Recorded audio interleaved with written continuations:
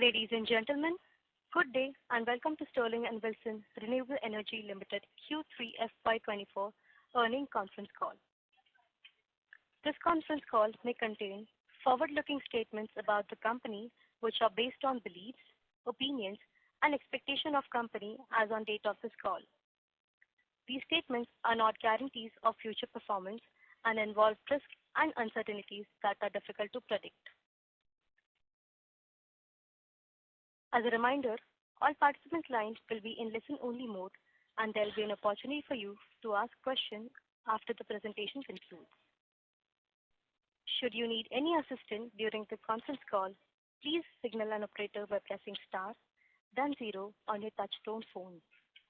Please note that this conference is being recorded. I now hand the conference over to Mr. Sandeep Thomas Mathew, Head Investor Relations, for his opening comments. Thank you, and over to you, sir. Yeah, good afternoon, everyone. Welcome to our Q3 FY24 earnings call. Along with me, I have Mr. Amit Jain, our Global CEO, Mr. Bahadur Dastoor, our CFO, and SGA, IR advisors. We will start the call with the key operational highlights for the quarter and the industry outlook by Mr. Amit, followed by the financial highlights by Mr. Bahadur, post which we will open up for Q&A. Thank you, and over to you, Amit. Thanks, Sandeep, and a warm welcome to all the participants on this call. I would like to give a quick update on our business operations and outlook on the solar industry, and I will begin with our order book. The company announced new orders and LOIs totaling approximately 2,421 crores in Q3 FY24, aided by continued ordering momentum in India and also the first large international EPC order in nearly 3 years.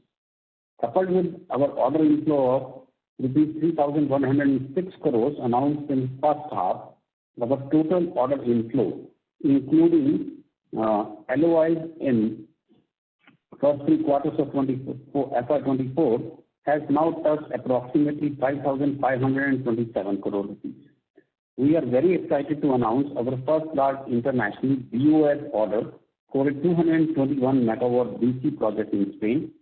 Through this project, SWREL has achieved a key breakthrough in the European solar market.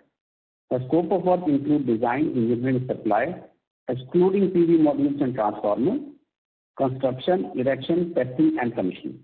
The total contract value, including 3 years operation and maintenance, is approximately 112 million euros. The order was backed from ENI Plenitude, which is one of the major European utilities giants with fast-growing presence in the renewable segment. In the domestic market, we achieved another breakthrough by winning a 220 megawatt DC floating solar project, which also happens to be one of the single largest floating solar blocks awarded till date in the country. The scope of the project includes module and EPC work, and the project is located in the state of Jharkhand. We have also been able to leverage the strength of our ongoing relationship by bagging another project from Sembcorp India subsidiary for a 520 megawatt DC project in Rajasthan. This also happens to be one of the largest projects of our customers in India. We are happy to be able to partner and provide customized solutions for our customers in their large projects being executed across the country. With these new orders, our unexecuted order book as on 31st December 2023 has increased to approximately 8,550 crore rupees, with nearly 97% of the order book comprising domestic EPC projects, which are executable over the next 12 to 18 months. With the inclusion of the Nigeria MOU that was announced in September 2022, our order pipeline is anticipated to enhance significantly. We are working with various stakeholders to finalize the DM EPC agreement for the project. In terms of outlook, our domestic order pipeline continues to grow very robustly, and we are expecting almost 40 gigawatt of bid pipeline to be bid out in the domestic market alone by FY25, with a major chunk anticipated to come from PSUs. The international market is bringing together a lot of steam with the slew of projects being bid across geographies as developers look to tap into significantly lower module prices environment. In the Middle East alone, we are seeing several gigawatt scale projects taking shape across Saudi Arabia, UAE, Oman, etc., which should be bid out in next 12 months. We are hopeful of tapping into big opportunity of mega projects subject to them matching our risk profile. In the international markets, while we have been adopting a more cautious approach with new orders, we are beginning to make headway with clients as the first order win in Europe shows. Our business development teams are working very hard and remain focused to deliver the strong growth trajectory we are targeting in this year. As stated in earlier calls, we reiterate that lumpiness in order inflow is to be expected with EPC company like ours, and timeline for achieving project closure could vary depending on a host of factors, including finalization of contractual terms, financial closure, etc. Now, moving to industry outlook, we have witnessed a significant decline in the price of module in last 12 months as per industry reports, with module price now falling to less than 13 cents per watt peak. With significant supply pressure due to emergence of new production capacities in China, industry analysts continue to anticipate module prices to remain depressed for some time. As stated in earlier calls this year, the time remains right for more projects to come up on stream, aided by lower LCOE, which should translate into more work for EPC players like us. With a strong balance sheet that has been achieved this quarter, we remain well positioned and are hopeful of achieving our target set out earlier this year. With this, I will ask Bahadur to take you through the consolidated financial highlights. Thank you very much. Thank you, Amit. I will start with an update on the key quarterly results. Revenue from operations for the quarter ended September was 583 crores. Revenue has improved significantly on a year-on-year basis, however, was lower sequentially due to the execution challenges we faced from tight working capital conditions seen during the course of the third quarter. The situation operationally has since improved, aided by three key factors. First, the QIP proceeds of approximately 1,500 crores in December. Second, the promoter indemnity inflows in end of November. And third, proceeds from settlement with a vendor, which was received in middle of December. The company has reported a consolidated gross margin of 11.2% in the third quarter FY24. Domestic EPC margins in the third quarter were approximately 9.5% and stand at about 10.5% for 9 months FY24. Our unexecuted order book continues to comprise approximately 87% of domestic EPC business. International EPC margins improved in third quarter FY24 primarily due to exchange gains. O&M segment margins were approximately 15% for this quarter due to certain one-off expenditures incurred post-monsoon. The company reported a second consecutive quarter of positive consolidated EBITDA in the third quarter FY24. PAT loss during the quarter was 62 crore. Now, coming to the balance sheet. As on December 31st, we had cash and cash equivalents of approximately 550 crores and our net debt stood at 27 crores and our net worth at 982 crores. In fact, if we exclude suppliers' credit of approximately 49 crores, then we had a positive net cash balance. We have repaid a large portion of our debt, including all the overdue debt, from the QIP proceeds in December itself and have earmarked deposits for upcoming debt payments. The total repayments as at date, including those with earmarked fixed deposits, is about 1,800 crore. Our working capital situation, which had tightened in Q3, has now started to improve and our projects continue to operate in a negative working capital cycle. With this, we can now open the floor to questions and answers. Thank you very much. We will now begin question and answer session. Anyone who wishes to ask a question may press star and 1 on their touchtone telephone. If you wish to remove yourself from question queue, you may press star and 2. Participants are requested to use handsets while asking a question. We will wait for a moment while the question queue assembles.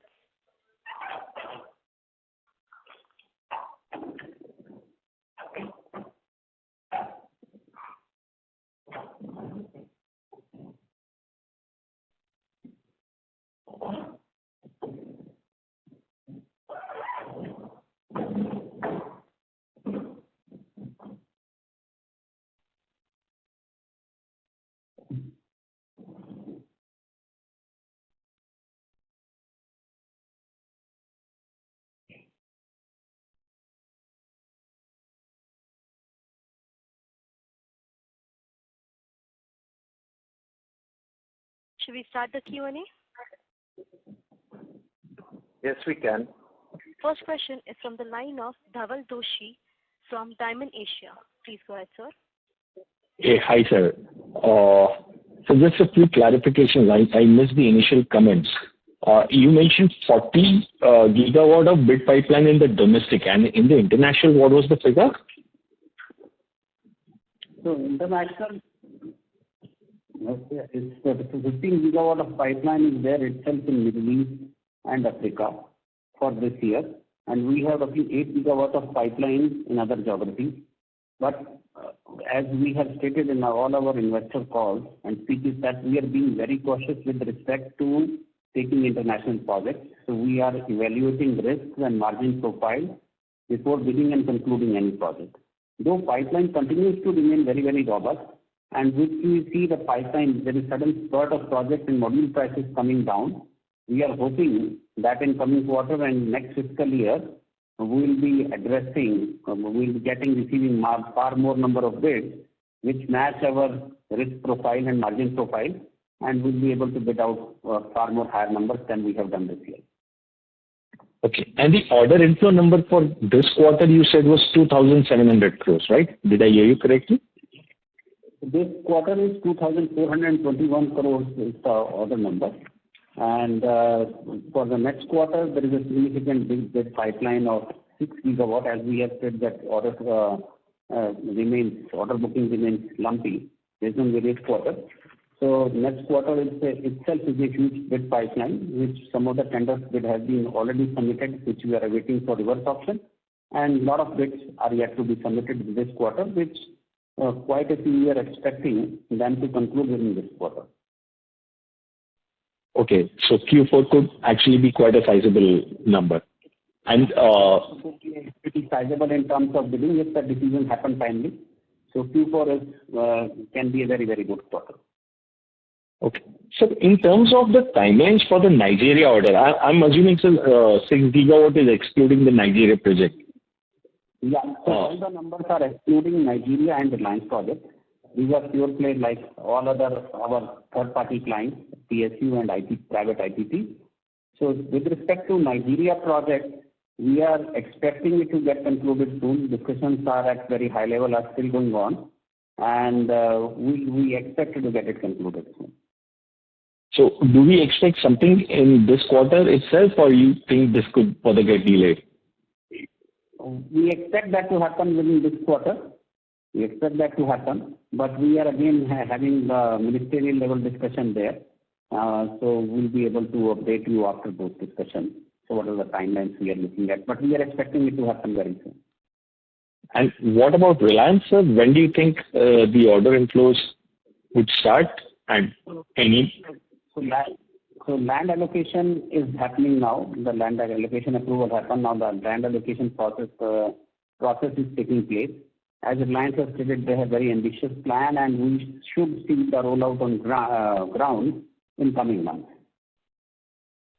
Okay, but this year's orders seems difficult. Probably Q1 is what? No, we are not saying that looks difficult, but I don't want to put a definite timeline there. But we are expecting orders this month, but order this quarter. But I'm not putting any timeline to it. But something in coming months we can see a rollout on the ground. Okay, thank you, sir. I have more questions. I'll fall back in the queue. Thank you. Thank you. Next question is from line of Rahul Khattarao from Grit Equities. Please go ahead. Yeah, hi sir. This is Rahul Kothari. Can you help us understand more on individually on the sectors like wind, where lots of traction is appearing, and also into the hybrid and battery energy storage? How Sterling is looking into it? So we are, as you know, we are already working on hybrid projects involving battery. So in various geographies, we are bidding for those projects, and in-house capability exists for standalone battery projects or battery projects coupled with solar. So we are like fully capable of delivering those projects. So that capability exists within the organization. Now, as we have stated in our earlier investor calls, we are actively considering, we are looking at wind, what format we can participate in wind POS projects. So still strategic discussions are going on how to address that particular segment of market, both with respect to EPC as well as owner. Okay. And sir, what about green hydrogen? Green hydrogen, the major projects are yet to take off the ground. Major action, whatever is happening is right now is electrolyzer manufacturing space. So whenever the substantial projects start hitting the market, so we will address that accordingly. Okay. And sir, just one thing more regarding on the Australia front. Can we expect some tractions in the Australia since we are one of the largest player over there as well? Yes. So there we are like already received letter for early works in one of the projects. So we are actively engaged with some of the clients, and we can expect traction with respect to standalone battery projects and the pure solar projects both in Australia and New Zealand markets. Okay. That's it. I'll come back in the future. Thank you. Thank you. Next question is from the line of Aegis Lakhani from Unifi Capital Private Limited. Please go ahead. Yeah, hi, team. Congratulations on the results. Two questions here. That point number one is in the new orders that you have taken, could you guide what is the gross margin range that you have taken in domestic orders? And for the unexecuted order book that you have, what is the gross margin range that we are thinking about? That's question one. So for the gross margins that we have taken in this quarter, it continues to fall within our domestic range of between 9 to 10%. In the case of the international project, this project is a slightly higher one. It is lower double digits. As far as our unexecuted order value is concerned, most of it being from the domestic front continues to remain in that same range which I have said earlier. Got it. Point number two is that now, since the bulk of our debt is either repaid or is in the process of getting repaid, will the reduction in interest costs be visible from the fourth quarter, or will the full effects be visible in the first quarter? So we had roughly 2,178 crores of debt as on September end. By end of December, we had paid out 1,600 crores out of that, and we had prepaid another 125 crores in January, which means that our debt is roughly 450 crores, of which 75 is protected by fixed deposits earmarked for that. So we have a net debt of about 377 crores, which is a substantial reduction as compared to the 2,178. Since all of this has already been accomplished by end December, early Jan, we will definitely be seeing the effects of a reduction of interest in this quarter. Perfect. Could you also talk about the two events of last quarter which we had seen in your notes to accounts on the customer with which we had a surety bond assurance, and what is the situation on that, because we could enforce that surety bond, but my understanding is it was delayed for some reason. So could you comment about that issue specifically? So with that regard, litigation is already in process. To give you a brief, so both with that particular subcontractor where the surety bond was enforced, so already there are two separate legal matters going on. One against the subcontractor which defaulted, and second with the surety company.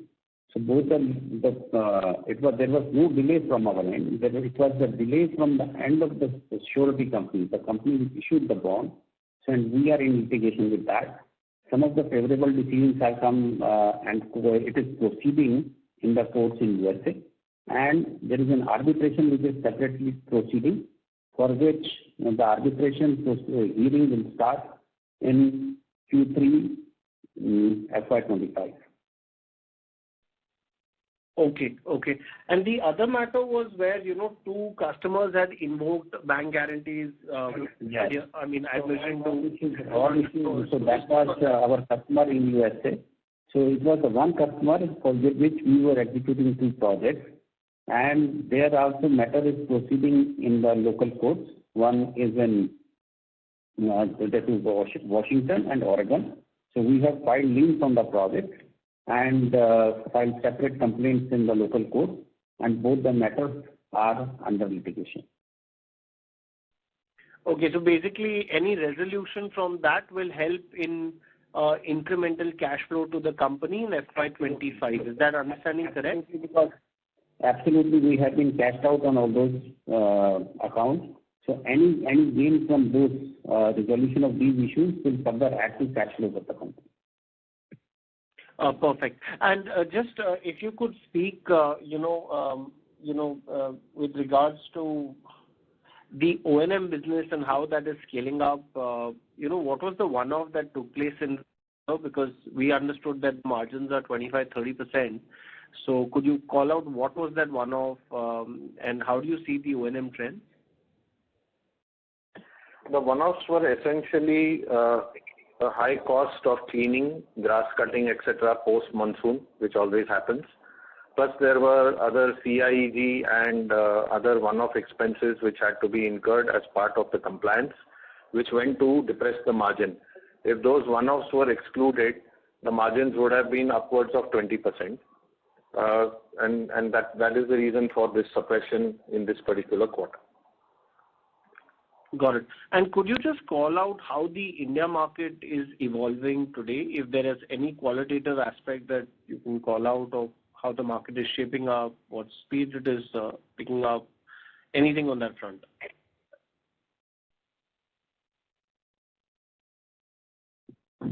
Could you repeat your question, please?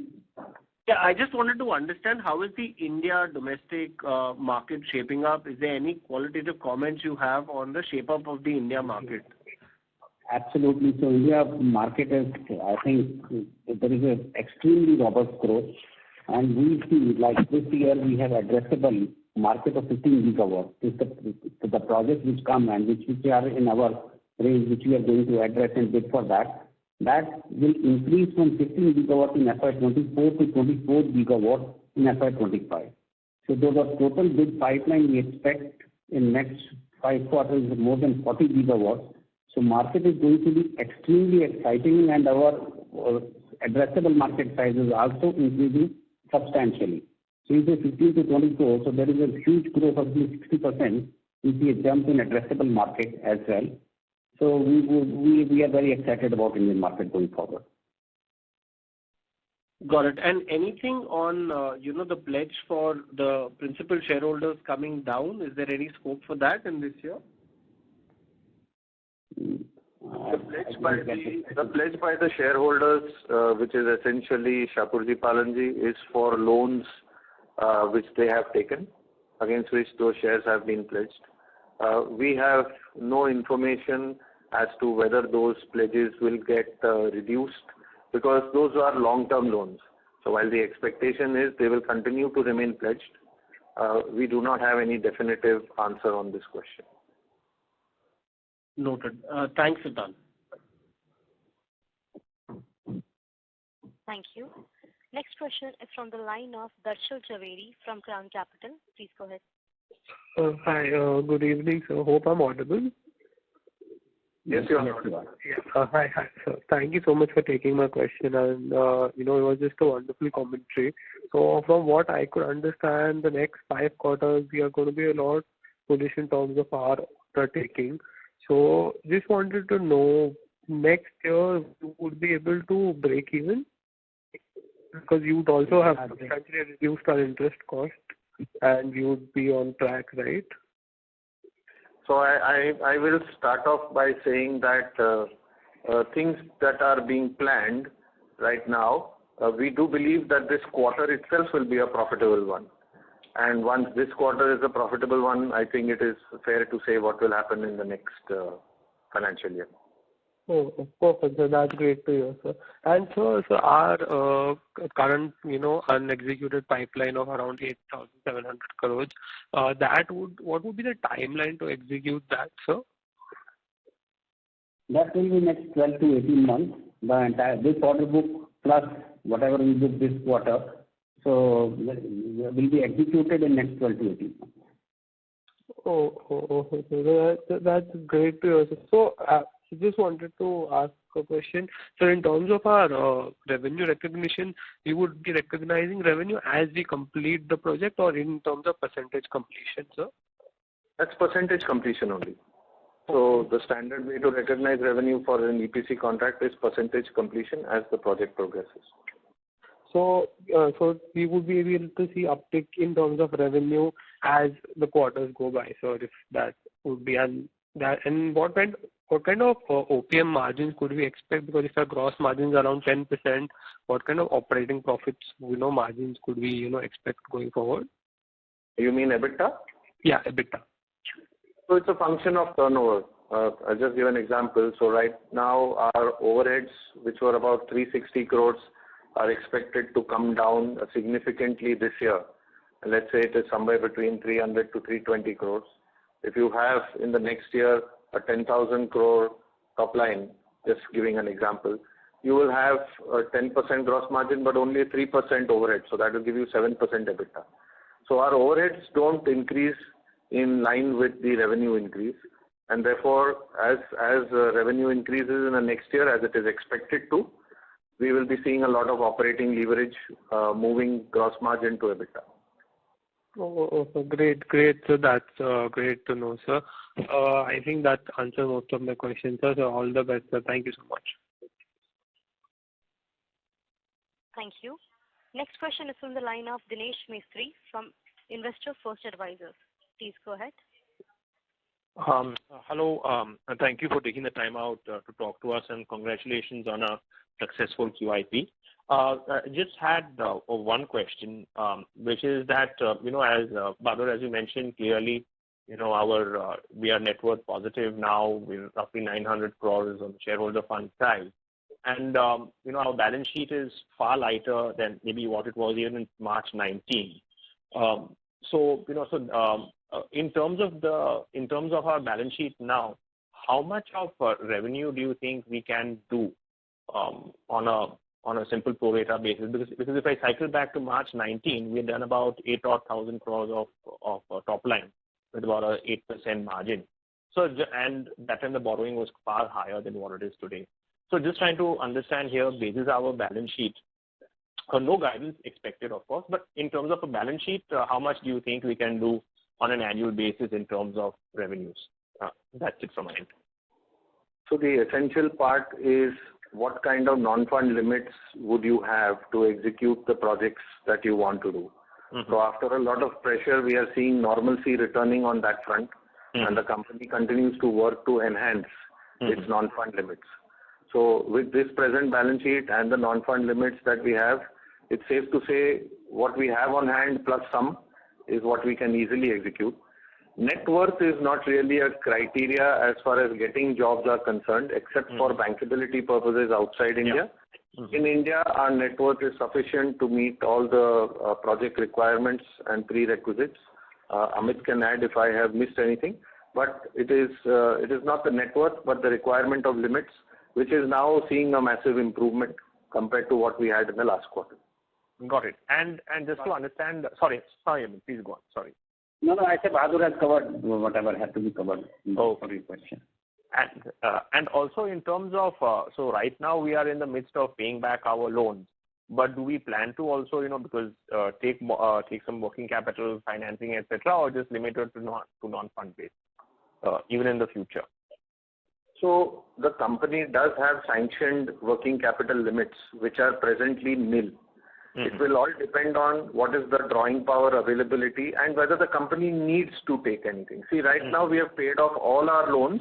Correct. Or have fixed deposits such that the earliest loan repayment will start only in December 24. Mm-hmm. And that too in installments which will spread over almost 2 years. Mm-hmm. So there is no requirement that we see to borrow. because we are negative working capital. All our existing projects are cash flow positive. We do not foresee any need to do any kind of incremental borrowing at this stage. However, there is working capital sanction limits available. If drawing power permits and there is a need, which we don't foresee though, there is a possibility we can borrow. Okay. All right. But will it be to the extent of requirement to borrow at this stage? We do not foresee it happening. You do not foresee it. No. Got it. And last question from my end. You've talked about loans due for the next 12 months have been paid off or funds earmarked against them. So you mentioned that we paid off roughly 1,400 crores, if I'm not mistaken, on the call. Outside of that, 1,800 crores. Yeah, till January, I think. So for the next year, and I'm assuming next 12 months, how much is left to be repaid to just clear it all out? So we have, in terms of term debt, we have 328 crores of term debt, which is required to be paid post December 24.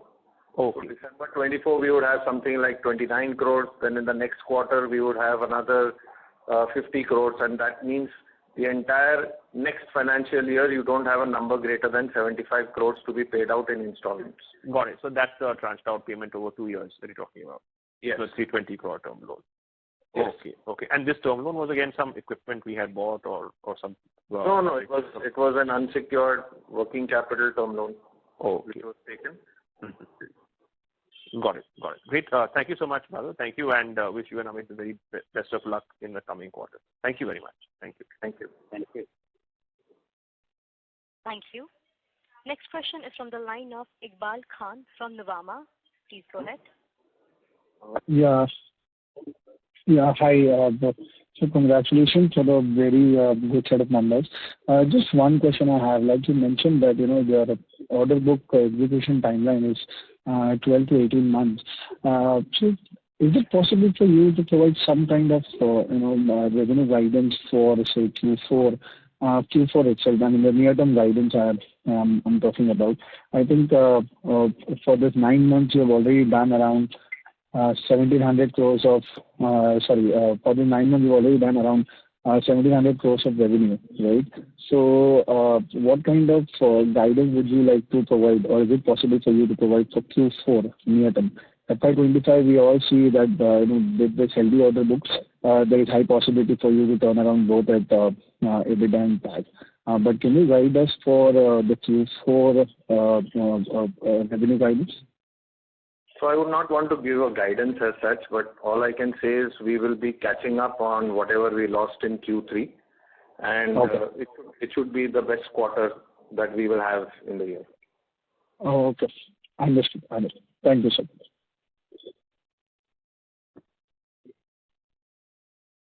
Thank you.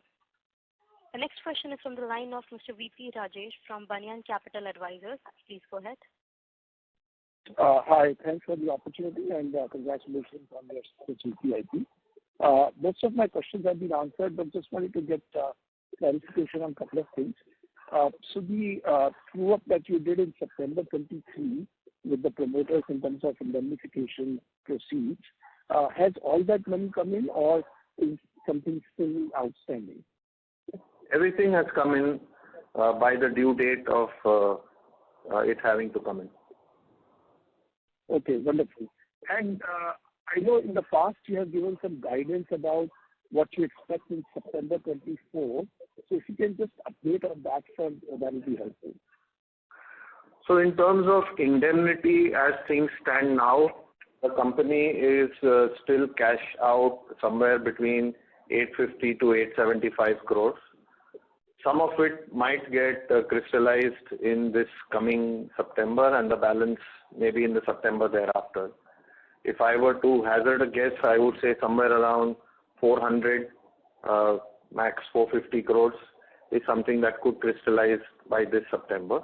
But this is a very preliminary statement from my side, but that's more or less what it would be. Got it. So if this number holds, then what I'm hearing is... Sorry, is it better now? No, can you come a little closer? Yeah, I am very close to the phone now. Better, sir. Thank you.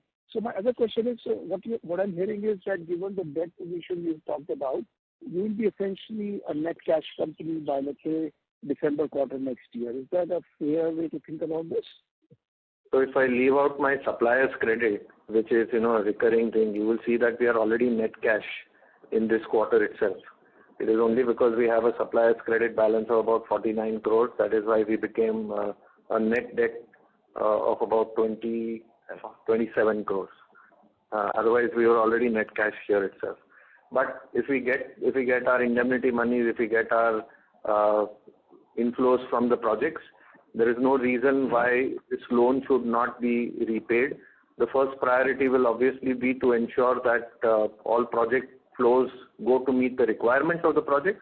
If there is a surplus which we believe is there in the long term, yes, we would definitely take care and become debt-free. Net debt-free, we are almost there. Understood. And then on the order book, you talked about 8,000 crore plus 8,500 crores, I think you said. So my question is, are all the projects negative working capital, meaning you're not going to have put any money up front into any of these projects? Is that the way to understand it? All of these projects are negative working capital. They are all cash positive. Okay. So then you'll be generating a lot of free cash next year if that is the situation, right? I mean, is that sort of a logical conclusion here? Yes, your conclusion is correct. Okay. All right. And then on the Nigeria side, if you can just elaborate, because this has been stuck for last several quarters. So what exactly is the issue that is preventing the government to, move forward over there with this project? So as we explained in earlier calls, there is no issue which is like leading the project. The power minister had himself tweeted about the project, which you all would have seen. So its project value is so high and multiple ministries are involved. So we are just giving the final touches to with the DNDPC agreement which is to be signed, and we expect it to be get signed soon. So we are involved at the ministerial level. Discussions are going on, and we expect it to be concluded soon. Great, wonderful. Thank you, and all the best. Thank you. Next question is from the line of Mayank Chaturvedi from HSBC Mutual Fund. Please go ahead. Yeah, hi. Thank you for the opportunity, sir. So just one question from my end. I joined the call a little late, so I missed your comments on the revenue execution. We are not able to hear you clearly. Can you closer to the mic? Hello, is this better? Yeah. Yeah, I joined the call a little late, so I probably missed your comments on the revenue execution for this quarter. So if you could maybe just elaborate. I think it was expected that the NTPC or the execution will pick up from the third quarter, and the revenue was expected to be much higher. So any particular reason for revenue being lower than the earlier quarter? The revenue was lower than the earlier quarter primarily because of the difficulties which we faced when there was a rating downgrade caused by missing of an installment of a loan. That created a lot of flutter. Banks had clamped down on certain amount of limits, which made it difficult to meet the execution targets that we have. Having now done the QIP, paid off all the overdue debt, in fact paid off all debt such that you have nothing to pay till almost December of this year, we are seeing that there is a change. Discussions are on with banks to work out enhanced limits to meet the requirements of the revenue and cost for this quarter and the coming quarters. As I have mentioned, while we are not giving a guidance, we will be catching up on the revenue loss of the previous quarter in the current one, plus whatever we had anticipated to do in this current quarter. Okay. Oh, great. So I think this lower fund-based limits would have also affected your execution up until now in January, right? And that will pick up in the rest of the months, maybe. Is that conclusion correct? Yes, there was a bit of stress in some of the projects, but it was being managed. However, we have utilized all the cash flows not only to pay off debt, but even if there were any vendors and subcontractors which could have been paid out to increase the pace of execution of the projects. Okay, sure. So that's all from my end. Thank you. Thank you. Next question is from the line of Rahul Jain from JM Financial PMS. Please go ahead. Yeah, hi sir, I am audible. Yes. Little muted. Maybe if you could come a little closer, that would be helpful, Rahul. Now this is fine? Perfect. Yeah. So, sir, thank you for the opportunity. I just wanted to understand that if not for the working capital challenges which we faced on the execution front in Q3, wanted to understand how much of the execution did we miss, if you can share some numbers on that side. Let's say I'm giving a ballpark number. We would have achieved roughly 2/3 of what we would have wanted to achieve. Okay. And sir, some bookkeeping question which I had. So in the segmental result, what is the unallocable expenditure consists of? If you can share some things on that side. There on the first page, Rahul, it is your employee benefit expense, finance cost, depreciation, and other expenses. I think 253 crores. Essentially, the overheads plus interest and depreciation. Okay. This will significantly come down with interest expenses coming down. Okay. Yes. Yeah. Sir, thanks for the clarification. That's it from me. And all the best. Thank you. Thank you.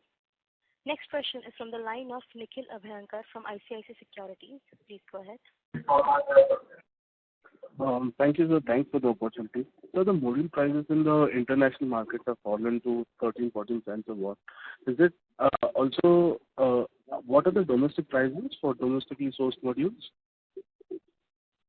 So domestic prices right now in the range of 20 to 22 cents, but with the more capacity additions happening in India, there will be a movement towards to cover the bridge between international pricing and domestic pricing. So we have to see that we expect that module prices in India also will be competitive in coming quarters. Understood. So basically 90% of our order book is domestic, so we have to source those modules domestically. Is it the case?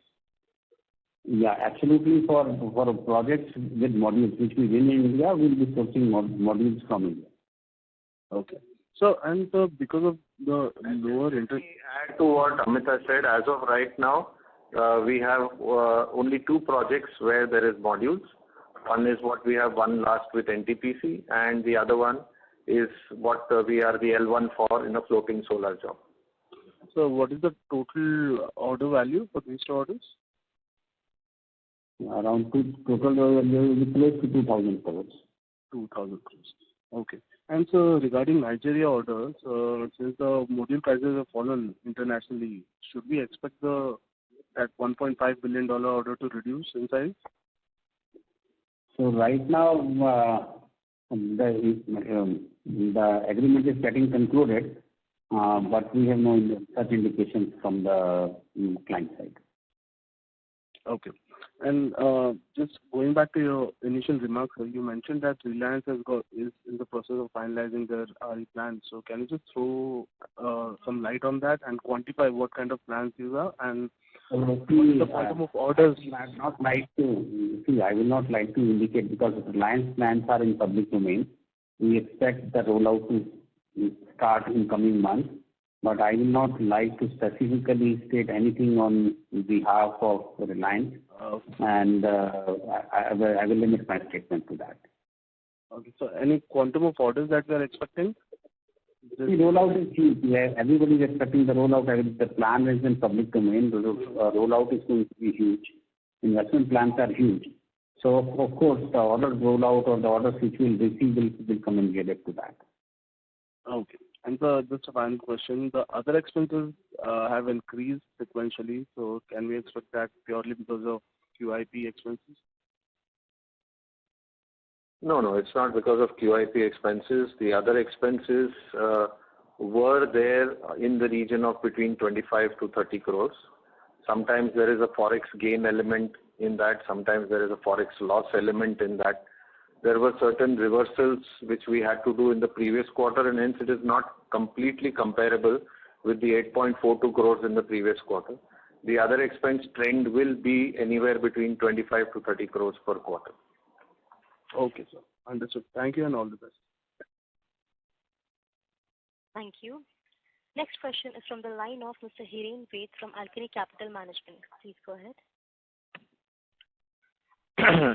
Hi, and thanks for taking my question and for stabilizing your operations this quarter.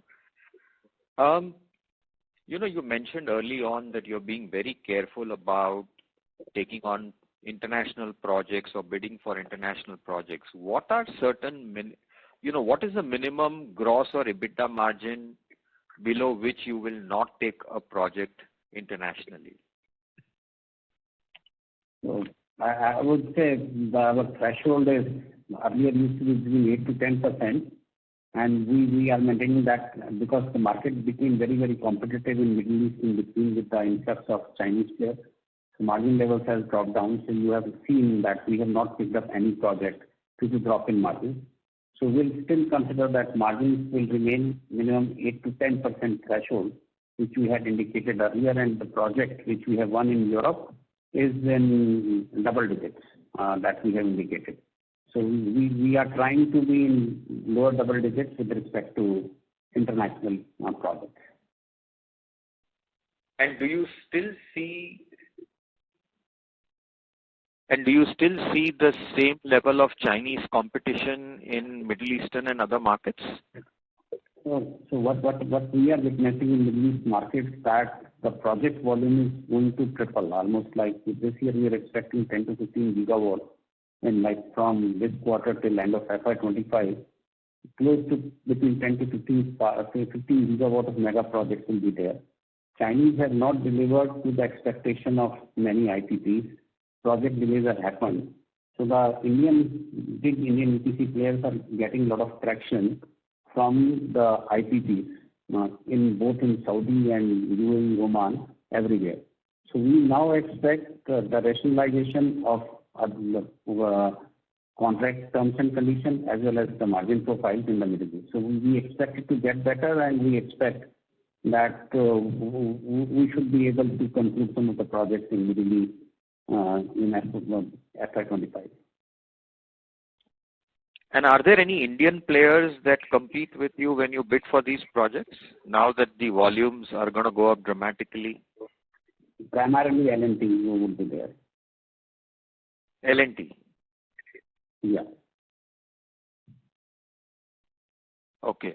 And I think if we were to not look at, this year or next year, but let's say look out 2 to 3 years, is there an aspirational gross or EBITDA margin level that we would want to work towards?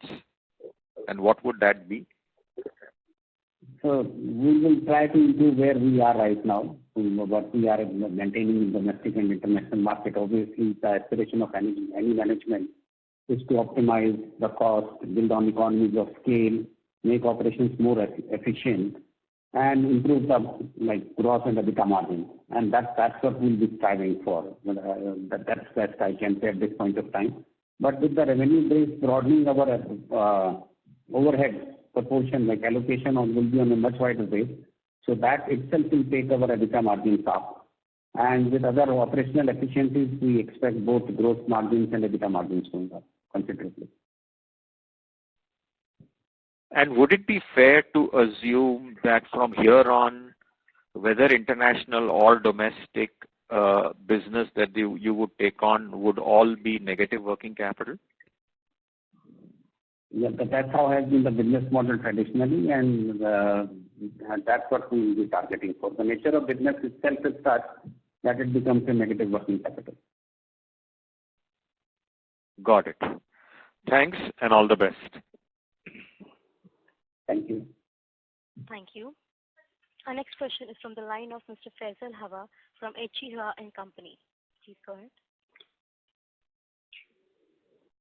Sir, my first question is that, are we embarking on any kind of cost reduction? And if at all there is a cost reduction, how much can be squeezed out more.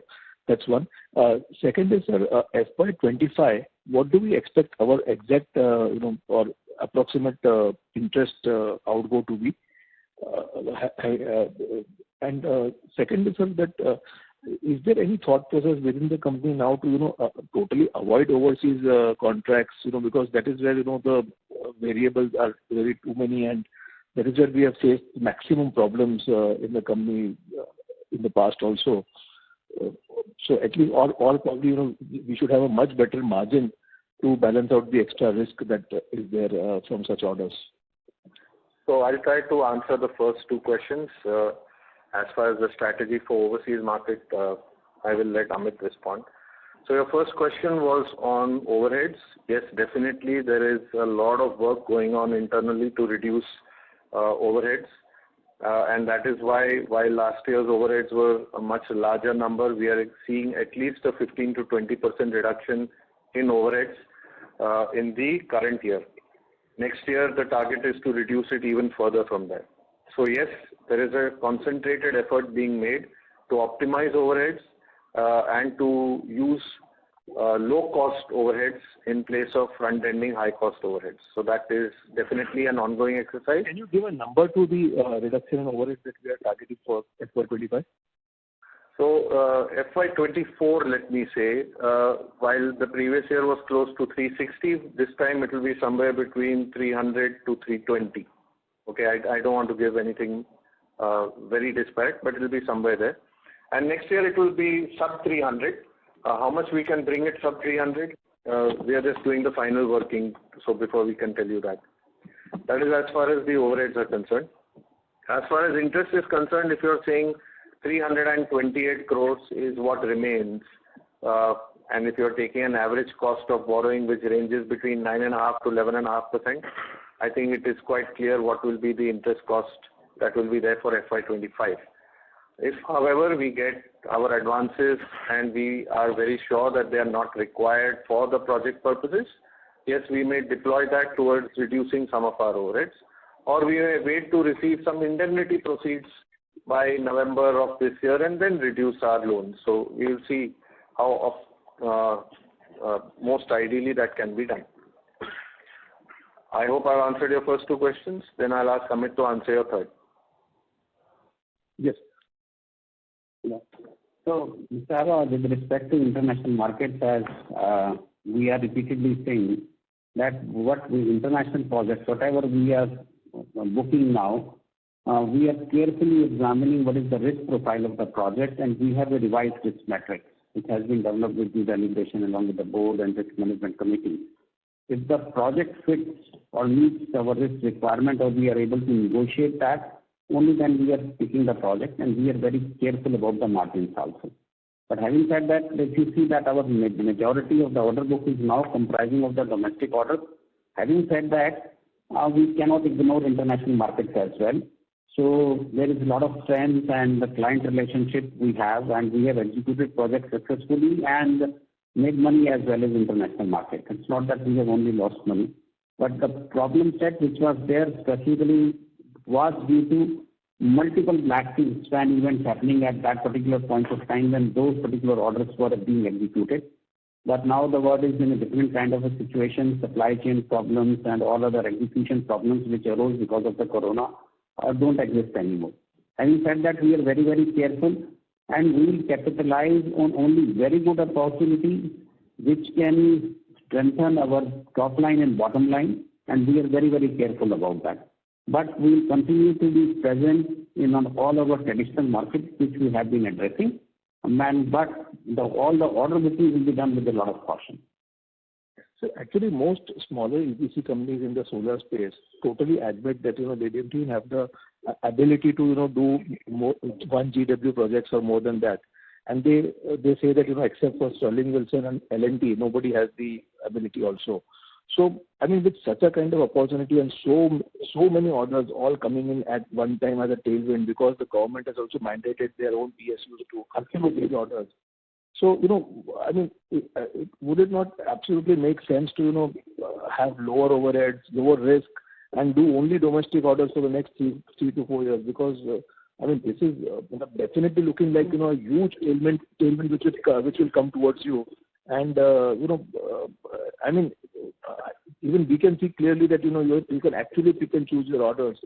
So I really don't see the without a better reward, why take a huge risk with overseas orders? So, Mr. Hawa, you are saying it and we are actually implementing it. If you see, for last 3 years, we have not picked up even a single international order. And the focus has been on domestic market.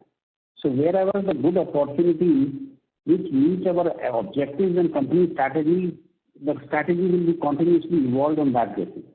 So we cannot take a particular stand at a particular point of time. But as you said, right now the total focus is on domestic market, and we are going very, very slow on international market. Only from our marquee clients with very good project, minimum risk profile, offers us projects, and if we are able to pick up those opportunities, only then we are going for it. Otherwise, we are not booking international projects. So then this is the first project this quarter which we have booked, the first order in last 3 years, and we will be fully capitalizing on domestic market. And we will also see how the project portfolio is to be balanced. If we are fully booked in India and have order book exceeds our expectations, then we might be focusing totally on the Indian market. Who knows? So that's how it's an evolving strategy, and will be addressed as per the market conditions and in consultation with the board and other shareholders. So, and one more thing is, what is the order inflow that we are targeting for calendar year 2024? And sir, would it be a right statement to say that now, given that our debt is almost clear and plus Reliance is backing, that we could actually have a situation in which we could, get as many bank guarantees as we want, as a quantum? Do we have something like a tap which is just open for us, unlimited, or that's not a right statement? Nothing is unlimited, Mr. Hawa. Everything takes efforts. The position that we were in the last quarter. Things have substantially improved from there, and we are going to continuously work to improving it as much as we can. But there is nothing like a tap has opened and everything is available as much as we want. Sufficiently available to execute what we need to do, and we are also looking forward to build up our limits to take care of our future requirements. So would you be able to give a number to the bank guarantees that we can open at the very maximum? No, so first of all, are there any outstanding bank guarantees today? There are none. We have opened all the bank guarantees that are required for our projects which are there at the moment. Mm-hmm. So, okay. So I mean, that itself could be an advantage to us, that bank guarantees are much more freely available. So it's always non-fund limits, which is the fuel for this business. The company keeps looking forward to work on enhancement of limits to take care so that none of the projects suffer. Okay. And sir, if you could answer on the order book that we are targeting for calendar year 2024. 2024, as you have seen, we have already booked 5,527 crores of order book. We have roughly 6 gigawatt of pipeline, which will be closed out in Q4. So we were pretty sure that, and it is a significant order book, which is to be addressed in Q4 with pipeline. So Q4 we are expecting maximum orders.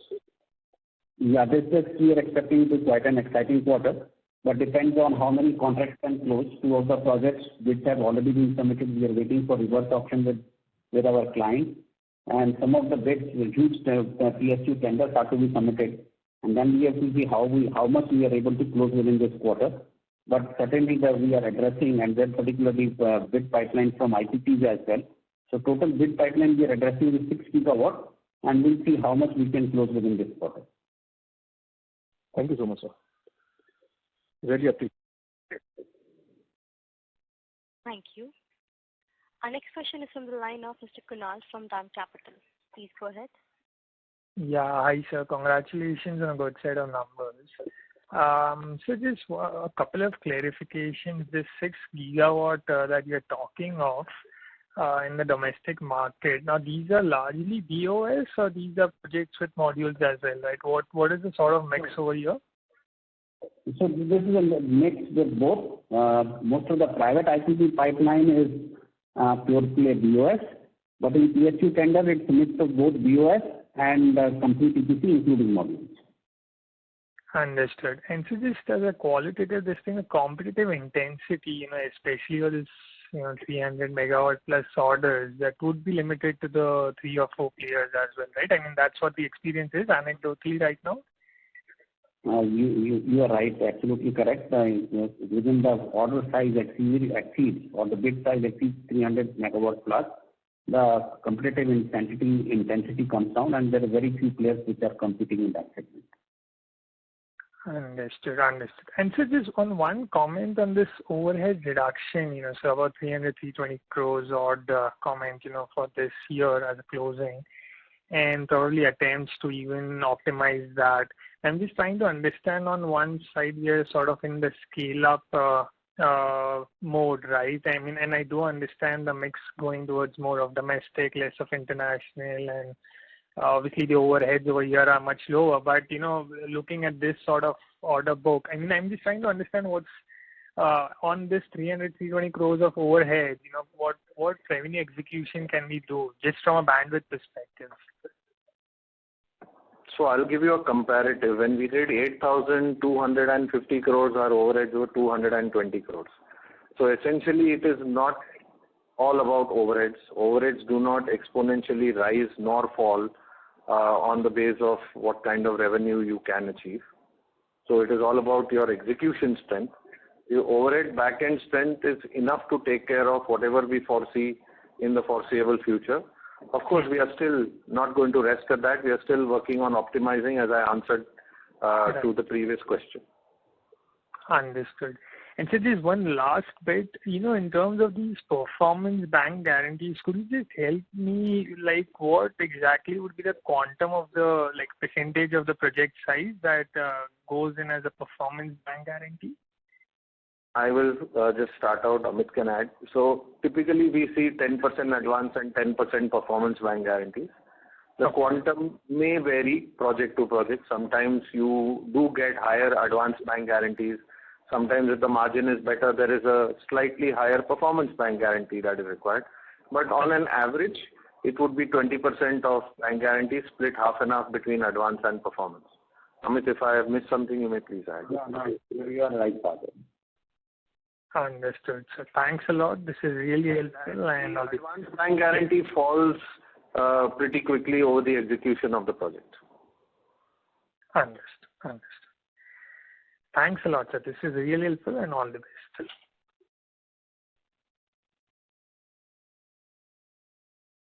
Thank you. Ladies and gentlemen, that was the last question of the day. With that, we conclude today's conference call. On behalf of Sterling and Wilson Renewable Energy Limited, that concludes this conference. We thank you for joining.